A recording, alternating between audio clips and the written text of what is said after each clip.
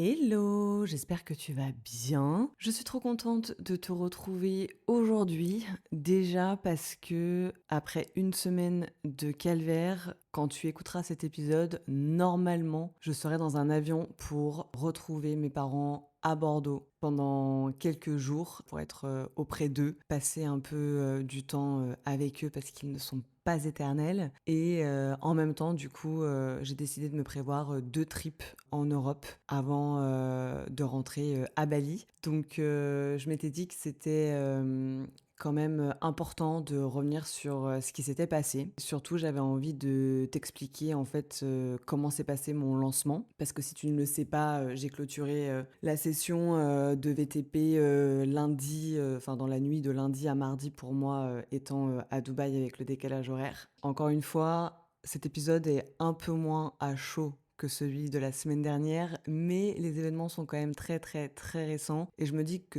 tant que c'est récent, autant que je te pose le contexte de ce que c'est que faire un lancement au milieu des missiles, des drones et des détonations qui rythmaient clairement mes jours et mes nuits. Donc petit rappel pour la timeline, parce que j'aime bien qu'on ait un contexte global sur la situation. J'ai fait ma masterclass le mercredi 4 mars à 18h heure française, donc 21h heure de Dubaï. Sauf que la guerre a commencé quelques jours plus tôt, comme tu le sais, le samedi 28 février. Et si tu veux connaître les détails de ces 24-48 heures à Dubaï, je te laisse écouter mon épisode précédent. Donc clairement, quand on fait une masterclass, on est en représentation. Moi, j'ai pris le parti de coacher, suivre, former uniquement des femmes. Et une masterclass, c'est vraiment un moment où je dois mettre les femmes en confiance et en sécurité avec ma personne. Et ça a été un exercice ultra difficile puisque moi-même, je ne me sentais pas en sécurité ni en confiance. Et finalement, j'ai réalisé quelque chose, et tu vas le voir tout au long de cet épisode, mais globalement, je trouve que dans les business au masculin, on parle souvent de stratégie, de vente, de market, de contenu, de chiffres, et moi aussi ça peut m'arriver, hein. Mais je trouve qu'on parle beaucoup moins de ce que ça demande intérieurement d'être une CEO au féminin, une chef d'entreprise, une businesswoman, tu l'appelles comme tu veux. Quand tout autour de toi part en vrille. Et c'est pour ça que cet épisode, en fait, il est basé sur mon expérience du lancement pour suivre, on va dire, une chronologie. Mais je connais bon nombre de femmes qui ne sont pas d'ailleurs forcément entrepreneuses et qui ne parlent pas finalement assez de ce qui se passe à l'intérieur d'elles quand tout part en vrille. Et donc de ce lancement, j'en ai tiré 9 lois que je considère comme des lois universelles et qui sont basées d'ailleurs sur le livre Journal d'un CEO de Steven Bartlett, qui du coup est un homme. Donc forcément j'ai adapté avec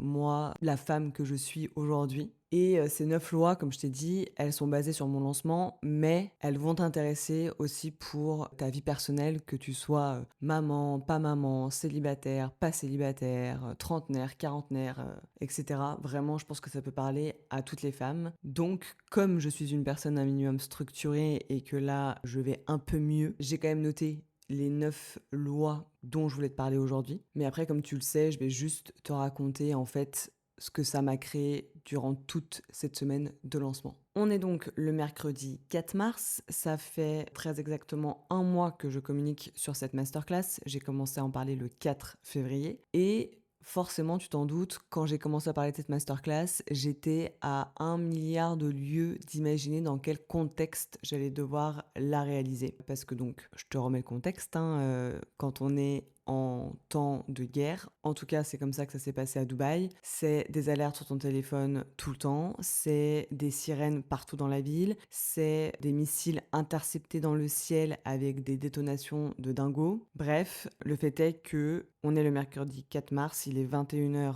heure de Dubaï et je dois être là face à je ne sais pas combien de femmes encore. D'ailleurs, au moment de lancer, on ne sait jamais combien il y aura de personnes en live. Et je devais être Marion, donc solaire, claire, confiante, structurée. Je sais que ce sont des mots qui sont souvent utilisés pour me qualifier et je trouve ça normal parce qu'en fait, quand tu es coach, quand tu es formatrice, quand tu es entrepreneuse et que des femmes ont envie de te faire confiance pour transformer leur vie, en fait, t'as pas vraiment le luxe de dire bon les girls, je suis désolée, ça va pas du tout, donc je vais vous laisser vous débrouiller avec la présentation de la masterclass et on se retrouve plus tard, quoi. Mon rôle à ce moment-là, c'est de créer un espace de sécurité, même comme je te disais, alors que moi je me sentais pas du tout en sécurité. Et c'est d'ailleurs là que j'ai compris que j'étais prête à être maman parce que je pense que c'est un des rôles d'une maman, c'est d'arriver à faire croire en tout cas à son enfant que tout est sous contrôle, que tout est ok, que tout est safe, alors que pas du tout. Et bah, c'est exactement ce que j'ai dû faire pendant la masterclass. Et c'est là où du coup la première loi arrive, qui est que la seule chose que tu contrôles vraiment dans ta vie, c'est toi. Et c'est pas la première fois que je le dis, mais j'adore faire des rappels. Tu contrôles pas le monde, tu contrôles pas l'actualité, et du coup tu contrôles encore moins les circonstances et les conséquences que ça va avoir. Et là, bah voilà, hein, je pouvais pas contrôler les missiles, hein, même si j'ai mes potes et je les remercie pour certains qui m'ont fait rire en me disant que j'avais la capacité de contrôler les missiles qui arrivent sur Dubaï pour les détourner. Non, j'aimerais bien, mais ce n'est pas le cas. Par contre, je contrôlais une chose, c'était la manière dont j'allais me présenter en fait pendant cette masterclass, pendant ce live, pendant ce webinar, tu l'appelles comme tu veux. Donc franchement là pendant 2 heures, j'ai donné tout ce que j'avais. Vraiment, vraiment tout ce que j'avais. C'est à peu près 1 heure de masterclass, donc full valeur, et 1 heure de questions-réponses. Et bizarrement, je pense qu'une fois que j'étais dedans, j'étais quand même assez concentrée, donc j'ai réussi à faire relativement abstraction de ce qui se passait autour de moi. Et je pense que c'est important d'avoir du leadership, encore une fois, pas forcément que dans le business, juste pour se dire qu'en fait, on doit contrôler son état intérieur. Et ça demande beaucoup, beaucoup de travail que je fais depuis des mois maintenant. Donc si jamais tu veux un épisode sur comment gérer son soi intérieur, comment devenir et rester stable émotionnellement, comment travailler sur son enfant intérieur, etc., n'hésite pas à le mettre dans les commentaires. Et du coup, on arrive à la deuxième loi, direct comme ça, parce que cette soirée-là m'a aussi réappris, je dirais, que pour vraiment maîtriser un sujet, en fait, il faut l'enseigner. Vraiment, vraiment, je me suis vue penser ça quand le webinar s'est terminé, en me disant non mais en fait, ok, j'adore lire des livres, j'adore suivre des formations, j'adore regarder des vidéos éducatives pendant des heures, mais en fait, je pense que ce qu'on comprend pas vraiment, c'est qu'en fait le jour où on est capable d'expliquer clairement à quelqu'un d'autre nos connaissances, bah c'est là où vraiment on a la capacité de pouvoir l'enseigner. Et je fais toujours un peu le parallèle justement avec la maman et ses enfants, où finalement, bah, je pense qu'elle aura beau lire des dizaines de bouquins sur la maternité, elle aura beau se former sur qu'est-ce que c'est d'être entre guillemets une bonne mère, que au final, bah, elle a juste à y aller, elle a juste à le faire, et en fait, elle va apprendre entre guillemets sur le tas. Et c'est ce que je recommande vraiment à tout le monde aussi, parce que c'est du passage à l'action en fait, pur et dur. Voilà, là du coup pendant 1 heure, j'explique à des potentiels élèves et à des femmes comment créer un business rentable au travers du travel planning. Et du coup, ça va passer par ma méthode, ça va passer par les erreurs que je vois le plus souvent. Mais ça, tu vois, je les ai vues parce que je les ai faites. Ça passe par toutes les croyances qui vont bloquer les femmes qui veulent se lancer. Et c'est des croyances que j'ai moi-même eues aussi. Et je t'invite à aller écouter mon épisode de salarié à entrepreneuse libre, parce que clairement, je parle de toutes mes croyances limitantes dans cet épisode. Et vraiment, bah, à chaque fois, c'est le passage à l'action. Et après, du coup, tu t'en rends vraiment compte parce que c'est toujours les mêmes questions qui reviennent. Et je suis vraiment pas lassée de répondre à ces questions parce que je trouve qu'elles sont légitimes. Et ça me rappelle en fait qui j'étais il y a 10 ans. Donc c'est des questions en mode est-ce que je dois avoir un diplôme? Est-ce que je dois être influenceuse? Est-ce que je dois absolument avoir voyagé énormément? Est-ce que je dois déjà avoir des abonnés? Etc. etc. Vraiment, à chaque fois, c'est la même chose. Et en fait, toutes ces femmes, et moi la première encore une fois, elles pensent qu'il leur manque quelque chose pour se lancer. Elles pensent qu'il leur manque une compétence, qu'il leur manque un carnet d'adresse, qu'il leur manque de la confiance en soi, qu'il leur manque de la légitimité, etc., etc. Alors qu'en fait, ce qui leur manque, c'est juste la preuve que c'est possible. Et c'est normal, et c'est d'ailleurs pour ça qu'on met des garanties dans les programmes, parce qu'en fait, si tu leur apportes la garantie qu'elles vont réussir, bah elles prendraient toute la formation. Sauf que moi, je peux pas garantir 100% de résultats, puisqu'elles doivent faire quand même au moins 50% du job pour qu'il y ait une transformation. C'est pas moi qui vais poster à leur place sur leur compte Instagram, c'est pas moi qui vais éditer les factures et envoyer potentiellement les relances de paiement, c'est pas moi qui vais créer leur offre de A à Z en fonction de leur objectif de vie, parce que c'est leur vie. Bah, c'est ça que j'adore enseigner, au final, plus que vraiment un métier, tu vois. Et c'est aider quelqu'un à changer ce qu'elle croit possible pour elle. Vraiment, on est dans le registre des croyances et je trouve ça hyper intéressant. Ce soir-là, malgré les missiles, le stress, l'épuisement, mais alors là, vraiment, ce mot, je l'utilise pas souvent, mais alors là, j'étais épuisée. Et ben, j'étais quand même en train de transmettre quelque chose et j'étais passionnée, quoi. Vraiment, j'étais passionnée et je sais que je vais continuer à être comme ça pendant les 4 prochains mois, puisque du coup, on les accompagne pendant 4 mois. Et donc, on va arriver à la troisième loi, qui arrive, elle, plus ou moins, je dirais, quand même à la fin de la masterclass. Forcément, à la fin de la masterclass, on se fait toujours un call avec ma business team, on regarde les chiffres, etc. etc. Donc là, on avait 900 inscrites, alors qu'au lancement précédent, on en avait 1000. Ensuite, on avait à peu près 300 femmes au début du live. Et quand j'ai commencé à faire le speech, du coup, sur ma formation, on est passé à moitié moins, un peu plus quand même, on était genre 175, je crois, ou un truc comme ça. Et au moment où je raccroche de la masterclass et que du coup, j'ai ma business team en call, c'est là qu'ils me disent, on a 52 calls de booké. Donc forcément, moi, je compare, et le lancement d'avant, on avait 64 calls bookés après la masterclass. Donc là, il y a toujours ma petite voix dans ma tête qui se dit forcément, bah, c'est un peu moins bien, quoi. Donc tu commences un peu à stresser, j'avoue. Mais très rapidement, quand même, je me suis dit, attends, Marion, tu le sais mieux que personne. Il vaut mieux avoir 50 calls bookés qualifiés et donc faire potentiellement 50 ventes, ce qui est le nombre de places que j'ouvre à chaque session, plutôt que d'avoir 300 appels et faire 10 ventes parce qu'en fait c'est des touristes et là faire 300 appels, il y a un monde où tu as perdu un temps de dingo, quoi. Surtout qu'en plus, ce qui s'est passé aussi, c'est par rapport justement aux fameux calls qui du coup sont bookés pendant toute la semaine de lancement, et au précédent lancement, on était 3 closeuses. Et en vrai, il y avait eu assez de places de call, mais on était un peu short time quand même. Du coup, là, je me suis dit, bah, je vais rajouter des closeuses. Comme ça, au moins, on est sûr. Et surtout, ce que je voulais par rapport au lancement d'avant, c'est que tous les fuseaux horaires de la planète soient couverts. Donc moi, j'étais à Dubaï, il y avait Anaïs en Guadeloupe, il y avait Lucie à Bali. Donc ça, c'était vraiment les deux extrêmes. Et il y avait Anouk, Fanny, Léa et Jess en France. Et du coup, forcément, comme il y avait une plus grande équipe, j'ai pas du tout pensé à ça quand on a fait le calendrier, bah j'avais moins de calls. C'est-à-dire que le lancement d'avant, j'étais archi fully booked, limite je culpabilisais de pas pouvoir prendre tout le monde, quoi. Et là bah tu sais, j'ouvre mon agenda de call et je me dis bon bah en fait j'ai pas tant de calls que ça, quoi. Bon, j'en avais quand même une douzaine par jour, mais le lancement d'avant, j'en avais genre 16 à 18 par jour, donc ça fait quand même une grosse diff. Et ouais, du coup, c'est une sensation étrange quand t'as enchaîné les appels les uns après les autres, et puis que là, tu te retrouves avec moins de calls, je sais pas, ça fait un peu bizarre, quoi. C'est juste que l'orga, elle a changé, et que mon business a évolué. Et du coup, la loi en question qui est survenue après ça, c'est ne transforme jamais un désaccord en combat. Vraiment jamais. Parce que pendant un lancement, il y a forcément des frictions, il y a des objections, il y a des doutes. Parfois même, j'en parlais avec une copine qui fait aussi des webis, et je lui ai dit, bah apparemment, il y a eu une ou deux relous pendant mon webi, je sais pas trop quoi faire, comment réagir, etc., etc. Au final, on a envie de tomber dans le piège de je veux prouver en fait que j'ai raison, mais encore une fois, le vrai leadership, c'est de garder son énergie au bon endroit, et du coup, je les ai complètement ignorés. Vraiment, je trouve que finalement, quand quelqu'un cherche la confrontation, le meilleur moyen de rester, on va dire, solide face à ça, c'est juste de pas entrer dans le truc, quoi. Surtout quand c'est des gens que tu connais pas, tu vois. Quand c'est des gens que tu connais, c'est un petit peu différent, mais si je te prends un autre exemple concret où ça m'a rappelé ça, c'est typiquement, j'ai une de mes meilleures amies à Dubaï, je sais pas, elle s'énerve tout le temps en voiture, mais genre tout le temps. Mais elle me fait rire, hein, et en vrai, je pense que des gens qui s'énervent au volant, il y en a à la pelle dans le monde. Et en fait, elle va pour se garer, sauf que du coup, elle veut prendre la place de quelqu'un qui va sortir de sa place de parking. Cette personne a besoin de un peu plus de recul pour sortir de sa place, donc elle doit reculer. Et en fait, le mec qui est derrière elle ne veut pas reculer. Un teubé, tu me diras, tu vois. Et tout de suite, en fait, elle est sortie de sa voiture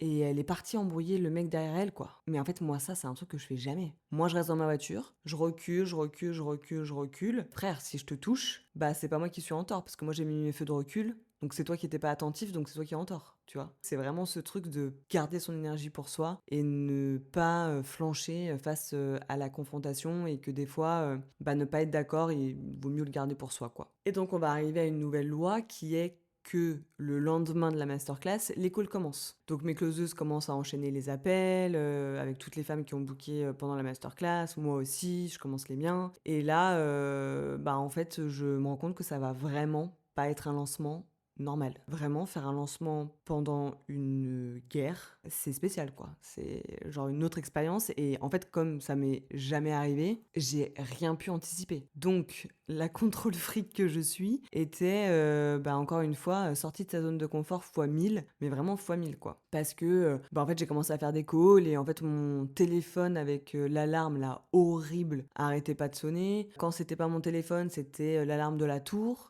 qui, réagissait et les détonations et cetera et cetera. Puis en fait, quand tout ça, ça se déclenche, tu dois sortir de ton appartement, descendre dans le parking de la tour et attendre, quoi. Donc forcément, plusieurs fois, je me suis retrouvée à dire: «Je suis désolée, en fait, je vais devoir couper l'appel» et évidemment que ça ne rassure absolument pas quelqu'un qui a envie de lancer son business et c'est normal. Et justement, du coup, ça fait faire un parallèle avec, ce que j'ai vu dans les calls. C'est-à-dire que j'avais très peur, j'avais beaucoup de doutes et beaucoup de croyances sur, ce qui allait se passer et au final, toutes les femmes que j'avais en call, elles aussi, elles avaient des peurs, des doutes et des croyances, mais c'est juste que c'était pas, sur les mêmes thématiques et pas à la même échelle certainement et c'est aussi parce que finalement quand une femme décide de rejoindre mon accompagnement, bien sûr qu'il y a l'aspect, financier, mais finalement c'est pas tellement ça qu'elle va remettre en question. On n'a jamais remis mon prix en question, mais c'est plutôt tout ce qu'elle va croire sur elle-même. Est-ce que je suis capable? Est-ce que je vais y arriver? Est-ce que je suis légitime? Est-ce que je suis pas en train de faire une erreur? Cette loi-là qui en sort, c'est on ne choisit pas ce que l'on croit. En fait, nos croyances, elles changent pas simplement parce que on va donner des arguments. C'est-à-dire que moi, je pense qu'il y a des nanas, je pourrais passer 3 heures en call avec elles, en fait, elles vont quand même pas prendre, quoi. Parce que, ça doit venir d'elles, quoi. Et ça vient quand on vit une nouvelle expérience qui, justement, vient contredire ce qu'on s'est toujours dit. C'est-à-dire que moi, je me suis toujours dit que dans mes lancements, tout allait être carré, que tout allait être géré, que tout allait être propre, que ça allait fonctionner, et cetera, et cetera. Dans aucun monde, je me suis dit qu'il allait se passer ça pendant mon lancement. En fait, c'est juste ça qu'il faut faire, c'est se donner la preuve que de faire les choses différemment, finalement, ça peut t'apporter bien d'autres choses dans la vie, quoi. Bref, on va arriver à la loi suivante. Donc là, on arrive plutôt au jour 2-3 du lancement, quoi. Les calls continuent. Avec moi, qui suis quand même toujours de nature très optimiste, je me dis à un moment donné, ils vont arrêter, quoi. Donc on continue, c'est ok. Et en fait, c'est pire. Là, vraiment, les alarmes sur le téléphone, c'est quasiment toutes les heures, toutes les 2 heures, alors qu'avant, c'était plutôt, je sais pas, toutes les 6 heures, je dirais. C'était genre 3 ou 4 fois par jour. Là, franchement, j'en pouvais plus. Tu regardes le ciel H24 pour vérifier qu'il y ait pas un truc qui va te tomber dessus et franchement, entendre, les détonations et cetera. En fait, ce qui s'est passé, je pense, c'est que même quand il y avait pas de son, donc même quand il y avait pas d'alarme dans la tour, sur le téléphone ou dans le ciel, mon cerveau, il est en hyper vigilance, quoi. Vraiment, il y a un monde, j'arrive pas vraiment à me concentrer. Vraiment, tu te demandes, je sais pas si ça va pas te tomber dessus, si c'est pas tombé sur quelqu'un que tu connais aussi, plus la fatigue qui s'installe. Donc là, on est, jeudi, vendredi, donc ça fait pratiquement une semaine que je ne dors pas ou très, très, très peu et très mal de toute façon. Mais en parallèle, j'ai cette réalité-là, du lancement que je me suis engagée et vraiment je vois quelque chose de très intéressant. En fait, quand tu proposes à quelqu'un un modèle de vie ou de travail qui sort des normes, on va dire, forcément, moi, je me suis habituée. Donc moi, c'est devenu ma norme, si tu veux, mais je me rends compte que vraiment, dans la tête des gens, tout est étrange. Tu vois? Finalement, elles se disent souvent, organiser des voyages pour des clients sans être une agence, c'est étrange. Créer un business en ligne quand on l'a jamais fait, c'est étrange. Travailler depuis n'importe où dans le monde alors qu'on a travaillé dans un bureau toute sa vie, c'est étrange. Et c'est ce que je te dis, c'est que pour certaines personnes, là, ça va paraître complètement logique, mais vraiment pour d'autres, c'est irréaliste, quoi. Et ça confirme une loi que je me suis souvent dit, qui est qu'il faut s'intéresser en fait à tout ce qui semble étrange. Et c'est une qualité que je demande pour rejoindre mon accompagnement, c'est d'être curieuse, justement. Et je l'avais déjà dit dans un autre épisode, je sais que quand on est petite, souvent à l'école on entend «la curiosité est un vilain défaut». Mais en fait, moi je trouve que c'est une qualité exceptionnelle que mes parents m'ont transmis et j'ai jamais vu ça comme un défaut. Tout ce qui va être nouveau, le cerveau va le rejeter un peu par définition. Je parlais souvent des premières fois seule, je vais rejeter le truc, tu sais, je vais pas y aller en mode genre: «Bah non, en fait, je connais pas, c'est la première fois, flemme», tu vois? Et d'intégrer quelque chose de nouveau et d'avoir la curiosité de pouvoir le faire, c'est hyper important parce que encore une fois, on est dans un monde qui va évoluer super vite. Il évolue déjà très vite, mais alors là, il va évoluer encore plus vite. Et du coup, bah, il faut savoir prendre les opportunités, quoi. Et surtout, je veux pas faire la guerre au système scolaire, mais il faut arrêter de garder les modèles qu'on a dans nos écoles. Donc, limite, quand quelque chose te paraît bizarre, plutôt que de te demander est-ce que ça marche, par exemple pour mon programme, est-ce que ça marche? Je l'ai tout le temps cette question. Est-ce que, je vais avoir des clientes, à la fin du programme? Est-ce que je vais gagner, 3 000 € par mois? Bah, en fait, il faut plutôt te demander pourquoi? Pourquoi ça marche? Pourquoi je vais faire 3 000 € par mois? Pourquoi les clients et clientes vont acheter ma prestation? Et là, en fait, tu penses complètement différemment. Donc ça, c'est aussi super important, je trouve, comme loi, de bien garder en tête. Ensuite, du coup, on a la sixième loi déjà et celle-là, du coup, elle arrive, vraiment, bah, samedi. En fait, 1 semaine après, les premiers missiles et là, cata. Là, vraiment cata. Je peux pas t'expliquer à part te dire que essaye de ne pas dormir pendant 1 semaine ou à raison de slots de 2 heures sur à peu près 6 heures dans ta nuit. C'est hyper dur de tenir le rythme, vraiment, vraiment, vraiment. Plus, bah, encore une fois, les alarmes, les détonations, vraiment ton cerveau, il est en alerte, H24 quoi. Je pense que j'ai cramé mon cerveau quoi. Vraiment là, c'était vraiment, compliqué, quoi. En plus, moi qui adore les routines, qui adore, avoir du me time et cetera, beh, là, du fait de la fatigue, j'avais, plus vraiment le temps de faire mes pas, j'avais même plus vraiment le temps de manger. Je postais pratiquement pas mes contenus ou vraiment très, très à l'arrache. Je répondais à peine à mes DM et en plus, bah, j'étais seule, quoi. Donc, tu sais, j'avais vraiment personne à côté de moi pour me dire: «Allez, tu vas y arriver, let's go, c'est ton lancement, tu fais que 2 par an, donc vas-y». Vas-y ma queen, tu vois? Et c'est vrai que d'habitude, bah, voilà, tous les jours, même en lancement, bah, je vais boire mon petit matcha, je vais voir une copine, je vais me balader, et voilà, même si, je suis quelqu'un de très indépendante et très autonome, bah, je reste un être humain et en fait, les êtres humains, on est des animaux sociaux, quoi, donc au bout d'un moment, ça commence à peser, quoi. Le manque de sommeil, la pression du lancement avec, les alarmes, entre guillemets «la responsabilité de mes équipes». Parce que, bah, faut comprendre une chose, c'est que moi, j'ai pris mes dispositions en fonction du lancement passé et donc là, il y a moi, plus 6 autres closeuses, plus 3 coachs, plus 3 business partners. Donc il y a genre 10 personnes, plus de 10 personnes qui bossent sur ce projet et là, en fait, il y a les questions, de merde, clairement, qui arrivent. Est-ce que je peux continuer? Est-ce que ça vaut vraiment le coup? Est-ce que, je devrais pas tout arrêter et juste, bah, reprendre mes travel planning à moi et faire que ça? Plutôt que de vouloir, transformer la vie de toutes les femmes de cette planète. Je me suis rendu compte que les questions, finalement, elles ont bien plus de pouvoir que les affirmations. Parce qu'en fait, quand tu affirmes quelque chose et je sais pas si tu as déjà fait le test, mais quand tu affirmes quelque chose, finalement, ton cerveau, il a une capacité à ignorer l'affirmation qui est assez impressionnante. Alors que quand tu te poses une question, eh ben ton cerveau, en fait, il va s'obliger à y répondre au moins un minimum, tu vois. Et c'est là où, en fait, tu peux prendre des décisions complètement différentes de ce que tu aurais pu prendre. Là, du coup, la sixième loi, c'est vraiment de se dire, en fait, plutôt que d'affirmer à ton cerveau, encore une fois, je ne suis pas légitime à devenir travel planner, ou je ne peux pas devenir mère, ou ma relation de couple ne peut pas tenir toute ma vie, etc. Donc des affirmations, ou tourner en négatif, mais t'as compris. Bah, toujours la même chose. Genre, en quoi je me sens pas légitime? Ou est-ce que demain je serai plus légitime qu'aujourd'hui? Oui, non. Mais tu vois, le fait que tu te poses la question, ton cerveau va bosser entre guillemets le sujet, quoi. Et du coup, la septième loi, elle est en lien avec celle-ci, mais c'est que donc, je te disais, le samedi, c'était un carnage. Vraiment, carnage, extérieur, intérieur, la fatigue, un enfer, enfin franchement, je ne souhaite ça, à personne quoi, vraiment, vraiment, vraiment, puis alors du coup, il y a un monde aussi où, je leur en veux pas du tout, tu vois? Mais le nombre de messages que je recevais sur WhatsApp de mes proches, hyper anxiogène.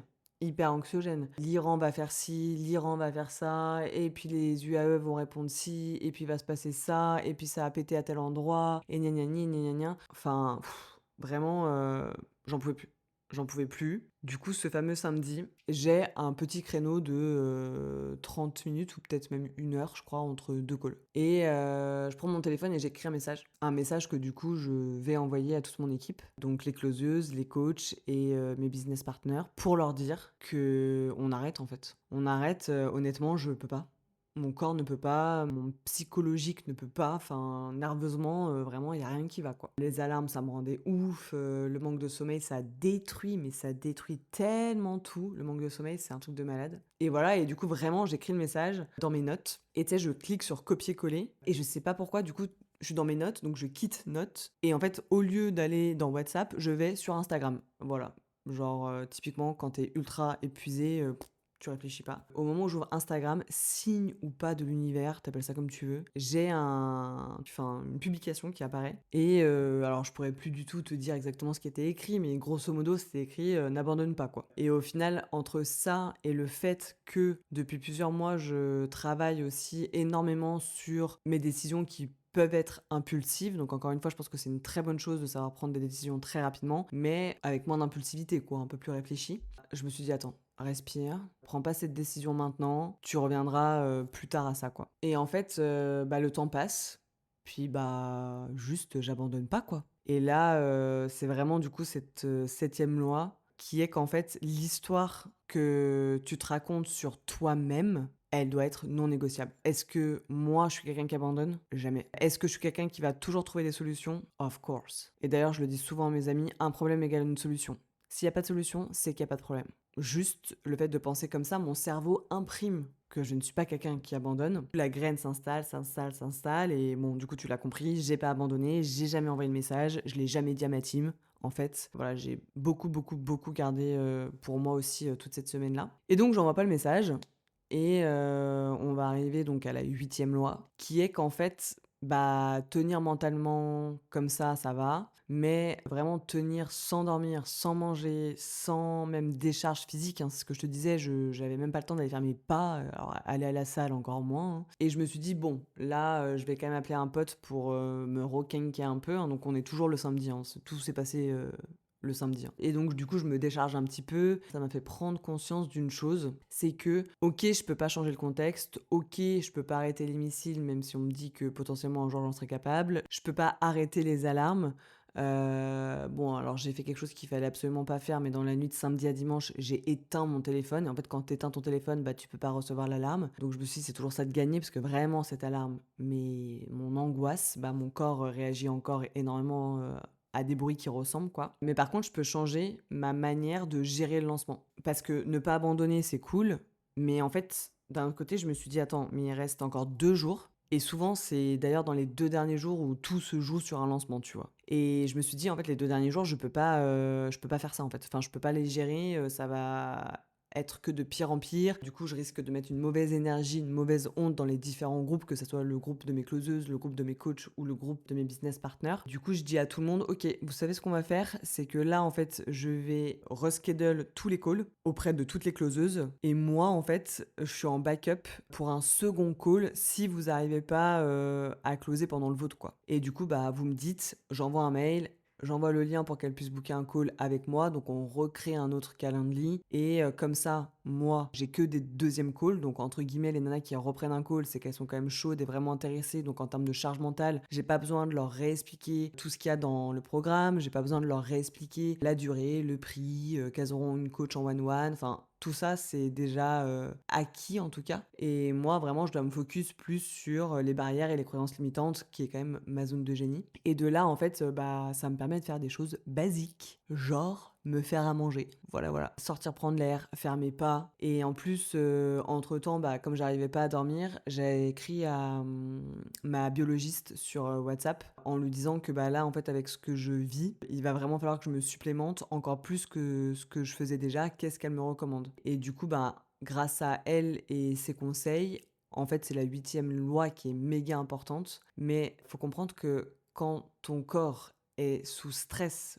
permanent, ton cerveau va constamment, désespérément chercher de la dopamine. Et d'ailleurs, c'est pour ça que dans ces moments-là, quand ça va pas, quand t'as des downs, quand t'es plus fort mentalement, bah en fait t'as envie de sucre, t'as envie d'alcool, de distraction, scroller sur les réseaux, etc., etc. Pour lutter contre ces comportements, bah tu vas devoir te battre contre toi-même. Souvent tu vas épuiser ta volonté. C'est d'ailleurs pour ça qu'on dit que toutes les personnes qui font des régimes draconiens, en fait ça marche pas. Parce que bah elles vont faire l'effet inverse, c'est-à-dire qu'elles vont carrément se créer encore plus de stress, en tout cas du stress corporel dans un premier temps, et donc il va encore plus stocker quand tu vas recommencer à manger normalement. Et après, bah, c'est un stress mental aussi qui arrive. Et justement, le fait d'apprendre à calmer son système nerveux, tous tes comportements autour vont se réguler, et c'est là où du coup tu es en mesure de pouvoir prendre quand même des bonnes décisions. Donc du coup, ma biologiste m'a donné des nouveaux compléments alimentaires et j'ai de la chance, ils étaient dispo à Dubaï, donc j'ai pu acheter tout ça et prendre ça. Pareil sur l'alimentation, je mangeais déjà très bien, mais elle m'a dit, bah tu vois, cet aliment-là, potentiellement, il peut faire monter ton cortisol, donc pas ouf. Donc vraiment, j'ai appris énormément de choses. D'ailleurs, si ça t'intéresse, dis-moi si tu veux que j'invite ma biologiste sur ma chaîne de podcast, parce que vraiment, elle est spécialisée sur tout ce qui va être cortisol. Elle a fait aussi beaucoup de parcours PMA, tout ça, donc tout ce qui va être cycle cycling, enfin tous les sujets du deuxième trimestre 2026 pour moi. Si jamais tu veux qu'on les aborde dans un épisode en mode interview, dis-moi ça dans les commentaires parce que vraiment elle a un savoir qui m'impressionne de dingue et j'ai tellement appris avec elle en l'espace de quelques mois sur mon corps et le fonctionnement de mon corps. Justement, par exemple, quand je lui ai dit que j'allais enlever mon stérilet, elle m'a direct dit alors t'auras ça au bout de temps, t'auras ça au bout de temps. Après, tous les corps de toutes les femmes sont différents, on s'entend, mais au final, tout ce qu'elle m'a dit, bah, c'était vraiment le cas, quoi. Et même là, du coup, elle me prépare à mon retour de règles, etc., etc. Donc, franchement, c'est hyper intéressant. Et donc, on va arriver à la 9e loi qui est que donc là, faut se mettre dans un contexte de ok, j'ai compris que j'étais une femme qui n'abandonnait pas.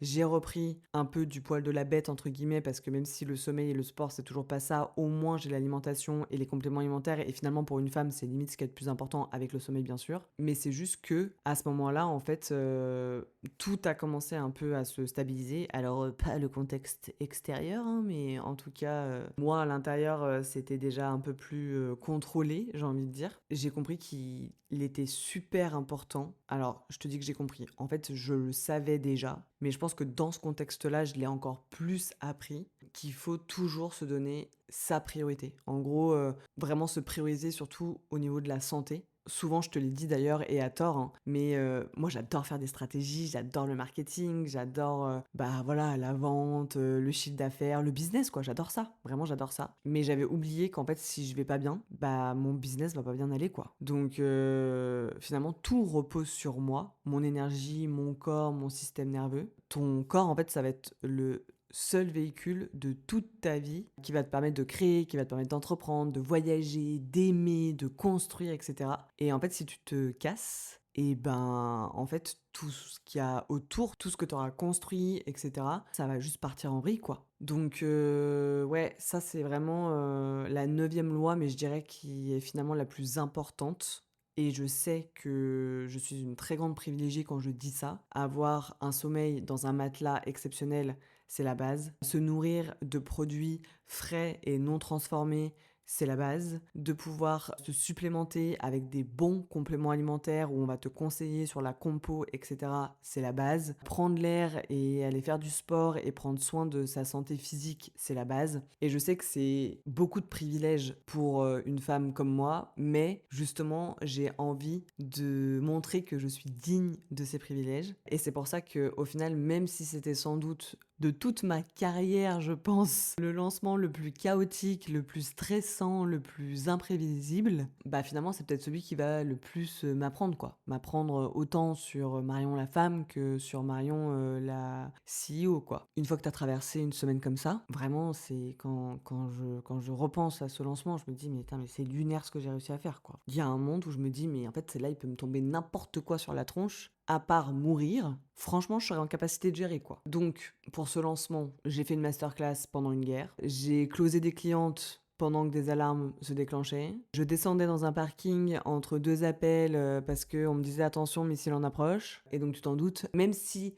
honnêtement, vraiment honnêtement, dans le business, on nous apprend aussi à anticiper potentiellement les problèmes, normal. Et je pense que, alors moi je le fais pas en fait. Je le fais pas parce que je trouve que c'est me mettre dans une posture, assez négative et anxiogène de base, donc je le fais pas. Mais si on m'avait demandé de le faire, dans aucun monde, j'aurais pensé à ce scénario-là. Je me serais dit: «Bah, je vais tomber malade, je sais pas, ou je vais, je sais pas, tomber et me casser le bras et puis je vais devoir aller à l'hôpital et du coup ça va me faire perdre une journée de call». Enfin, tu vois, je te dis n'importe quoi, mais jamais j'aurais pensé que ça puisse arriver, encore moins à Dubaï, tu vois? Mais finalement tout ça c'est un jeu avec ton intérieur, quoi. Et d'ailleurs je pense que c'est aussi ce qui m'a aidé à expliquer à mes potentiels, élèves, donc toutes les nanas que j'avais en call, que c'est sans doute la différence entre une femme qui construit quelque chose et une femme qui abandonne. C'est pas la stratégie, même si je reste persuadée que ça compte, c'est pas que la stratégie, c'est aussi la capacité qu'on a de continuer malgré le fait que les circonstances soient complètement inconfortables. Et c'est pas pour rien qu'on dit que si un homme devait accoucher, soit il tomberait dans les pommes, soit pire, il en mourrait. Et que nous, on arrive à accoucher, quoi. Dans la douleur, mais on arrive à accoucher. C'est vraiment ça que je trouve qui est beau finalement et que je pense que j'adore accompagner des femmes pour ça. Et aujourd'hui, bah, je peux te le dire, je suis encore plus solide que ce que je ne l'étais.